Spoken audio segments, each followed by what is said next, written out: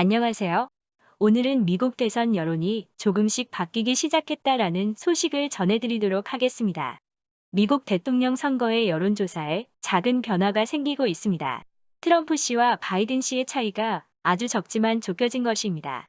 언론사 등의 여론조사 결과를 모아 평균치를 내고 분석하는 리얼 클리어 폴리틱사의 발표에 따르면 바이든 씨와 트럼프 대통령의 최근 지지율은 전국 평균으로 다음과 같습니다.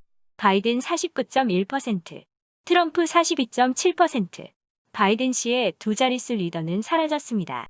작은 변화지만 간과할 수 없는 의미를 지닙니다.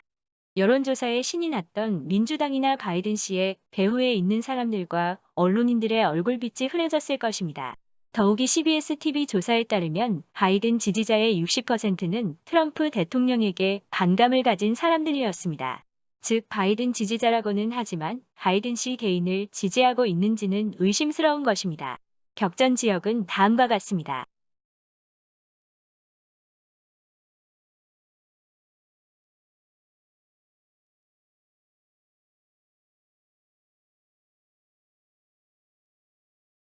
대부분의 주에서 통계적 오차범위 이내입니다.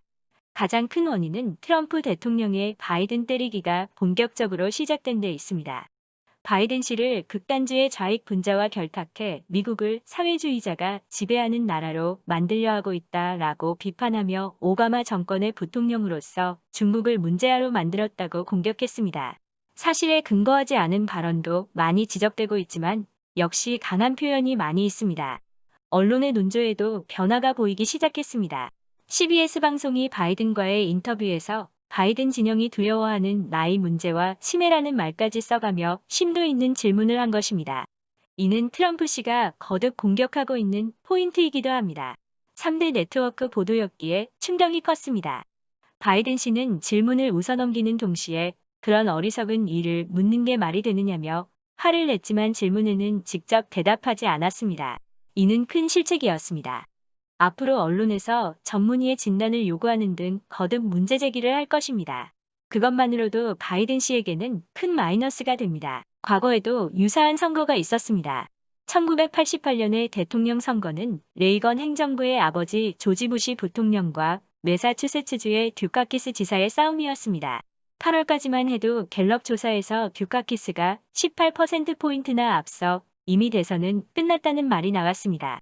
그러나 듀카키스 씨가 정신질환이 의심된다고 보도되자 부시 진영은 이를 거론하며 크게 문제시 삼았습니다. 그 후 사실 여부를 떠나 듀카키스 씨의 지지율은 급강하였습니다. 듀카키스는 효과적인 반론을 펼치지 못해 리드를 지키지 못하게 되었습니다. 앞으로 트럼프 씨가 치매 의심 대통령이 핵 버튼을 누르면 어떻게 되느냐는 등의 극단적인 발언을 해 선거인단을 공포에 빠뜨릴 거란 것은 상상하기 어렵지 않습니다. 바이든 씨가 이를 잘 반박할 수 있을지는 미지수입니다. 여론조사를 보면 어쩌면 이미 치매 공격이 서서히 먹히고 있는지도 모릅니다. 미국 대통령은 외롭습니다. 국방장관, 합참의장, 국가안보보좌관 등 우수한 인력이 있어도 마지막에 결정을 내리는 사람은 혼자입니다. 세계 최강의 군대를 지휘하는 최고 사령관이란 그런 것입니다. 우수한 참모들이 회의실을 떠나고 나면 대통령은 홀로 남아 심사숙고하고 결단을 내려야 합니다. 그 중압감에 대해서 이라크 전쟁이나 테러와의 전쟁을 감행한 아들 조지 부시 대통령이 나중에 언론에서 이야기한 적이 있습니다. 그때 바이든 대통령이 올바른 결정을 내릴 수 있을까요? 그것을 판단하는 것은 미국 국민입니다. 오늘 준비한 소식은 여기까지입니다. 끝까지 시청해 주셔서 감사합니다.